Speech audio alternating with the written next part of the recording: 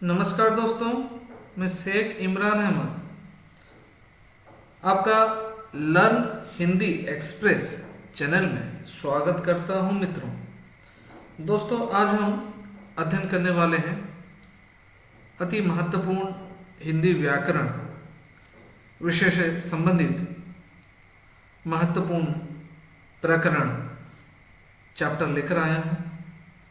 आज हम अध्ययन करेंगे और विस्तार पूर्वक अध्ययन करेंगे और इसे समझने का प्रयास करेंगे। ये आपके हर प्रतियोगिता परीक्षा में इससे प्रश्न पूछे जाते हैं।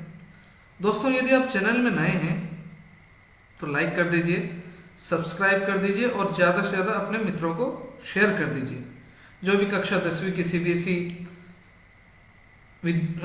की कक्षा 10वीं में जो अध्ययन कर रहे हैं विद्यालय में, उनकी जो बोर्ड परीक्षा में अति महत्वपूर्ण व्याकरण वह भी ध्यानपूर्वक देखिए। और बाकी जो भी प्रतियोगिता परीक्षा की तैयारी करें, शिक्षक पात्रता की परीक्षा हो या शिक्षक की टीजीटी या पीजीटी पद हेतु जो आवेदन करने वाले हैं, वो सभी परीक्षाओं में ये प्रश्न पूछे जाते हैं, व्याकरण से संबंधित महत्वपूर्ण प्रश्नों को।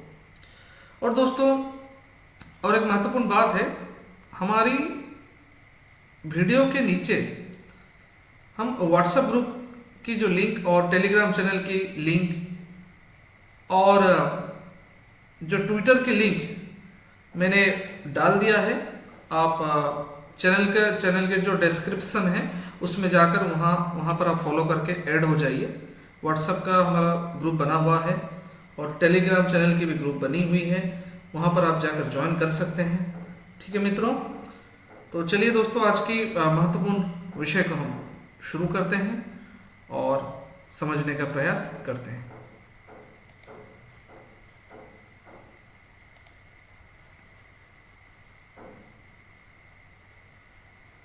दोस्तों देखिए, आज हम अध्ययन करने वाले हैं पदबंध। पदबंध से बहुत सारे प्रश्न पूछे जाते हैं हर प्रतियोगिता परीक्षा में, तो पदबंध को हम ध्यानपूर्वक समझेंगे। पदबंध के प्रकार, पदबंध किससे कहते हैं, ठीक है, ध्यानपूर्वक हम देखेंगे और समझने का प्रयास करेंगे। बताया गया है, वाक्य में एकाधिक पद परस्पर संबंध होकर एक इकाई के रूप में काम करते हैं, उन्हें पदबंध कहते हैं। ठीक है, या आप ये भी बोल सकते हो, पदों के व्यवस्थित समूह को पदबंध कहते हैं।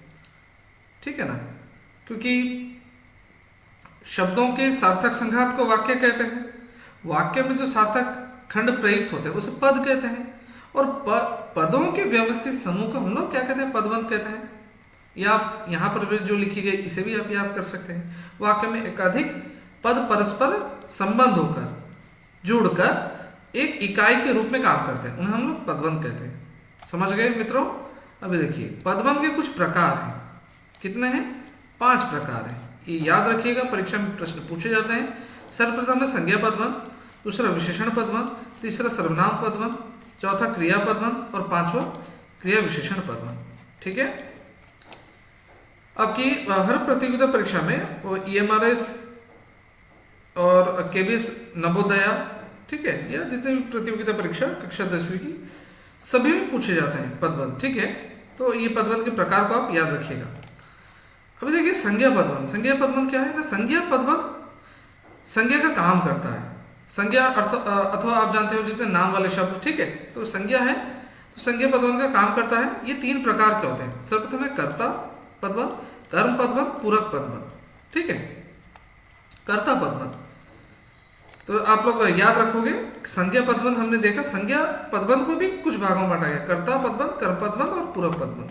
ठीक है, कर्ता पदबंध जो रुक रुक कर बोलने वाला लड़का डर गया, लाल घोड़ा दौड़ रहा है, या गोली से घायल उग्रवादी आदमी अस्पताल में मर गया। यहाँ पे देखिए संज्ञा पदबंध में ये देखिए आदमी, ठीक है, लड़का, जो नाम वाले शब्द, लाल, ये संज्ञा पदबंध है। संज्ञा पदबंध के प्रकार कर्ता पदबंध, कर्म पदबंध, पूरक पदबंध, इतना तो विस्तार पूर्वक पूछता नहीं टाइप्स, लेकिन आप याद रखिए संज्ञा पदबंध किसे कहते हैं। ठीक है, तो ये जो नाम वाले शब्द यहाँ पर नाम दिए गए ना, लड़का, लाल, आदमी, ये संज्ञा पदबंध है। संज्ञा पदबंध में क्या है ये अब कर्ता पदबंध, कर्ता, ठीक, कर्ता मतलब जो करने वाला, जो मुख्य है। ठीक है, जैसे रुक रुक कर चलने वाला लड़का, लड़का यहाँ पर डर गया। लाल आदमी, ये कर्ता पदबंध है, ठीक है। कर्म पदबंध क्या है ना, वाक्य में कर्म, ठीक है, जो कार्य कर रहा है मतलब वो किस लिए कार्य कर रहे हैं, वो कर्म, उसके बारे में बताया जा रहा है, ठीक है। जैसे मैंने लाल घोड़ा देखा, यहाँ पर देखा, देखिए मैंने लाल घोड़ा क्या हो जाएगा, कर्म हो जाएगा। मैंने लंगड़ाते हुए चलने वाला लाल घोड़ा देखा, मैंने लंगड़ाते हुए चलने वाला, ये हो जाएगा क्या, कर्म पदबंध। लाल ये आपका हो जाएगा विशेषण, ठीक है ना। घोड़ा ये आपकी संज्ञा के बारे में बताया जा रहा है, संज्ञा के बारे में बताया जा रहा है, ये घोड़ा संज्ञा हो जाएगा, ये लाल विशेषण।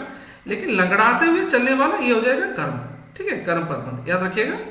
पूरक पदबंध, उसके बाद देखिए पूरक पदबंध के भी दो प्रकार है, ये चीजों को याद रखिएगा। क्या है, कर्ता पूरक, कर्म पूरक। जैसे पंडित जवाहरलाल नेहरू भारत के प्रथम प्रधानमंत्री थे, कर्म पूरक क्या है, हम तुलसीदास को भक्ति काल का महान संत मानते हैं, ठीक है। आगे बढ़ते हैं हम। उसके बाद है विशेषण पदबंध। ये क्या है, विशेषण पदबंध जो संज्ञा की विशेषता बताए उसे विशेषण पदबंध कहेंगे, ठीक है। विशेषण अर्थात जो क्वालिटी को बताया जाता है, संज्ञा की क्वालिटी अर्थात संज्ञा की विशेषता को जो बताए उसे विशेषण पदबंध कहेंगे। जैसे उसने मुझे बहुत मीठे फल खिलाए, बहुत मीठे फल खिलाए, ठीक है, ये आपके हो जाएंगे विशेषण पदबंध। शिशु का चांद से प्यारा मुखड़ा सबको मोह लेता है, नालियों में बहुत हुआ गंदा पानी खेत में घुस आया, ये मछली 1 किलो भर है, ठीक, 1 किलो भर, बहुत बहता हुआ गंदा पानी, चांद सा प्यारा मुखड़ा, बहुत मीठे, ये सब विशेषण पदबंध है। सभा में सिर्फ 40-50 आदमी थे, 40-50। अच्छा, आप सभी कमेंट कीजिएगा, जो 40-50 आपको मैं हिंट्स दे रहा हूँ। जब आपने तो विशेषण अध्ययन किया होगा, विशेषण में जो विशेषण के प्रकार है, विशेषण के प्रकार में गुणवाचक विशेषण, संख्यावाचक विशेषण, परिमाणवाचक विशेषण और सर्वनाम विशेषण। तो ये चारों में से कौन से वाचक विशेषण में आएगा, आप मुझे बताइएगा, 40-50 कमेंट कीजिएगा, ठीक है।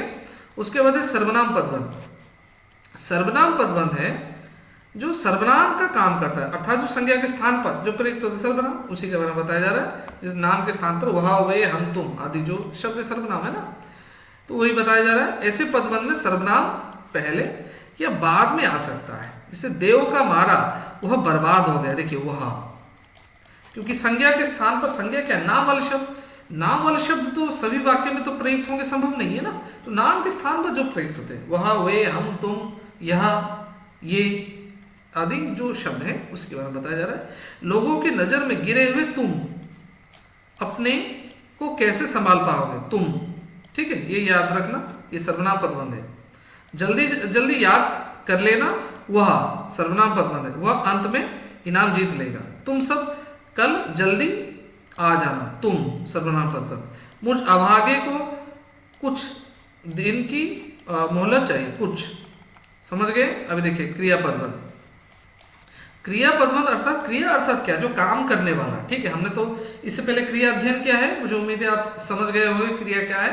तो क्रिया पदबंध बताया गया है, तो क्रिया पदबंध मतलब जो काम करता है उसके बारे में बताया जा रहा है। जैसे मेरी माँ पुरी में रहते समय मंदिर जाया करती थी, मंदिर ये देखिए जाया करती थी, या क्या हो जाएगा, क्रिया पदबंध, काल सूचक है, ठीक है।